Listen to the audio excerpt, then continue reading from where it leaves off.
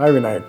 Hello sir, आपकी film release हुई है 36 farmers and we've always known you as a writer and director, but ये film में you've made two songs, मोहब्बत song and mind your business song, and you've come as a music composer. So I wanted to know कि what inspired you to become a music composer and make these two songs? It's funny to me also, मैं भी हैरान हूँ कि मैं music composer कैसे बन गया। आपका बचपन से जिस चीज़ से लगाव होता है, जो चीज़ इंटरेस्ट करती है आपको, वही आपका पैशन बनता है और बाद में वही आपका प्रोफेशन बनता है। आप बहुत लकी हैं कि अपने लगाव को अपने पैशन में कन्वर्ट करें और उस पैशन से ही अपने प्रोफेशन को कन्वर्ट करो। मुझे याद है कि जब मैं बचपन में 3-4 साल का था, नागपुर में मेरा जन्म हुआ था, तो मेरी मौसी सितार बजाया करती थी। तो मैं जब भी रोता था तो सितार बजाना शुरू करती, तो मैं एकदम चुप, रोना मेरा बंद हो जाता था और मैं ध्यान से देखता था ये कैसे बजाती है। और वहाँ से फिर मैं म्यूज़िक की मंडलियों में, भजनों में जाना शुरू किया। तो म्यूज़िक से मेरा लगाव जो था बचपन से था, लेकिन मुझे कभी ऐसी उम्मीद नहीं थी कि मैं कंपोज़र बन जाऊँगा। मुझे गाने का शौक़ था, मैं स्कूल में भी गाता था, कॉलेज में भी गाता था। जिस वक्त मैं एक्टर बना तो मैं प्लेबैक सिंगिंग करते थे, तो मैं सब सिंगर्स को बड़ा अच्छी तरह से पहचानता था कि सब सिंगर्स कैसे गाते हैं। मुकेश जी कैसे गाते हैं, किशोर दा, मोहम्मद रफ़ी, मन्ना डे, ये लोगों की गायकी का क्या अंदाज़ है, ये मैं स्टडी करता था। जब मैं राइटर डायरेक्टर बना तो फिर मुझे गानों की सिचुएशन मिली कि गाने भी आजकल फिल्मों में होने चाहिए, क्योंकि हिंदुस्तानी फिल्म जो है वो बिना गानों के हो ही नहीं सकती, क्योंकि गानों के थ्रू आप फिलॉसफी ऑफ थीम प्रेजेंट करते हैं, कैरेक्टर्स की जो अंदरूनी उनकी जो भावना है वो प्रकट करते हैं गानों के थ्रू। इसलिए म्यूज़िक इंपॉर्टेंट हो जाता है हमारी हिंदी फिल्मों के लिए। लेकिन मैं जब भी फिल्में लिख रहा था तो मैं हर स्क्रिप्ट में एक लाइन लिखता था कि इस तरह का म्यूज़िक होगा और इस तरह का एक गाना होगा। एक हीरो है, वो अपने आप को बोलता है माई नेम इज़ लखन, या एक माँ बाप हैं तो माँ बाप बोलता है कि मेरे अनमोल 2 रतन, एक राम है एक लखन। तो ये मैं जब डायलॉग लिखने की जो मुझे आदत थी, वो उसमें भी लिरिक्स भी बन जाते थे। और फिर मैं जब म्यूज़िक डायरेक्टर से अटैच हुआ, कल्याण जी, आनंद जी, लक्ष्मीकांत परेलाल, रहमान साहब और भी बड़े अच्छे म्यूज़िक डायरेक्टर थे, तो मैंने उनको बहुत ध्यान से देखा, क्योंकि मेरा लगाव था। मैं अब बार बार आपको बात बोल रहा हूँ कि लगाव होना बहुत ज़रूरी है। आपका लगाव है, आप सदगुरु बन सकते हैं, लेकिन आपका जिस चीज़ में इंटरेस्ट है वो फिर उस तरह की किताबें, उस तरह का माहौल, उस तरह के गुरु आप चुनना शुरू कर देते हैं। और मैंने वही इन लोगों से सीखा, रहमान साहब से सीखा, लक्ष्मीकांत परेलाल से सीखा कि ये क्राफ्ट क्या है, ये गाने को कैसे बनाते हैं। पहले मुखड़ा लिखते हैं, फिर एक म्यूज़िक अंतरा देते हैं, फिर एक अंतरा बनाते हैं, फिर एक उसका कोड़ा होता है, क्लाइमेक्स म्यूज़िक बनाते हैं। तो इतनी फिल्मों में काम करने के बाद मुझे आहिस्ता आहिस्ता पूरी समझ आई, फिर उसकी रिकॉर्डिंग कैसे होती है, फिर एक गायकी कैसे होती है। फिर मैं आहिस्ता आहिस्ता थोड़े सालों के बाद, 10 साल के बाद, मैं उनको समझाने लगा कि मुझे ऐसा चाहिए। तो मैं अपने विजुअल और कैरेक्टर्स के बारे में सिंगर्स को, म्यूज़िक कंपोज़र को, लिरिक्स राइटर को बताता था। पर आप ध्यान से देखिए, मेरी फिल्मों को जो म्यूज़िक था, चाहे वो ताल थी या परदेश थी या कर्ज थी, पिक्चर के जब रिलीज़ हुई है उस टाइम नहीं पॉपुलर था वो। पिक्चर के रिलीज़ के 2 वीक के बाद वो इतना पॉपुलर हुआ कि वो 40 साल तक चल रहा है। क्योंकि मेरा म्यूज़िक जो है वो विजुअली बड़ा स्ट्रॉन्ग था, कैरेक्टर से जुड़ा हुआ था। ताल बनी तब मेरा रहमान के साथ रहमान साहब के साथ बहुत एक योगदान था दोनों का, और दोनों मिलके हम सोचते थे किस तरह का इंस्ट्रूमेंट होना चाहिए, किस तरह का कोड़ा होना चाहिए, किस तरह का आलाप आना चाहिए। और फिर मैंने जो एक्चुअली कंपोजर का प्रयत्न किया वो था जॉगर्स पार्क फिल्म। एक छोटी सी फिल्म थी, उसमें तबन म्यूज़िक डायरेक्टर थे, तो मैंने उनसे कहा कि ऐसे हम गाने बनाते हैं, चलो।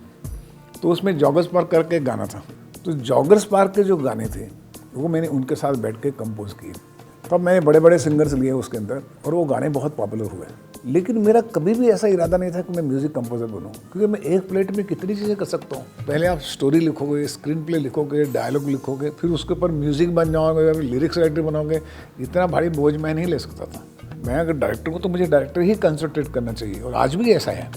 ऐसा नहीं कि मैं म्यूज़िक कंपोजर बन गया हूँ तो मैं सब कुछ छोड़ दूंगा और डायरेक्शन छोड़ के कंपोज करने लग जाऊँगा। नो, ये तो ऐसे मुझे अपॉर्चुनिटी मिली आज कि जब जी स्टूडियो के साथ हमारा एग्रीमेंट हुआ कि चलो एक अच्छी सी छोटी सी फिल्म बनाते हैं, 36 फार्म हाउस। तो पैंडेमिक का टाइम था, उस पैंडेमिक के टाइम में मैं एक बहुत सी कविताएं लिख रहा था, और उस टाइम के ऊपर ऐसा हुआ कि चलो ये जब स्टोरी लिख रहा था, इसका स्क्रिप्ट का नरेशन लिख रहा था, तो उसमें ये सब बोल आने शुरू हुए। मुझे ये फ़ायदा हुआ कि हमारा विस्लिंगवुड इंटरनेशनल जो फिल्म स्कूल है उसमें म्यूज़िक स्कूल भी है, तो उसके जितने बच्चे थे उनको मैंने कॉन्टेक्ट किया, सबको बुलाया कि तुम गा के दिखाओ, तुम गा के दिखाओ, तुम बना के दिखाओ, ऐसा करके देखो।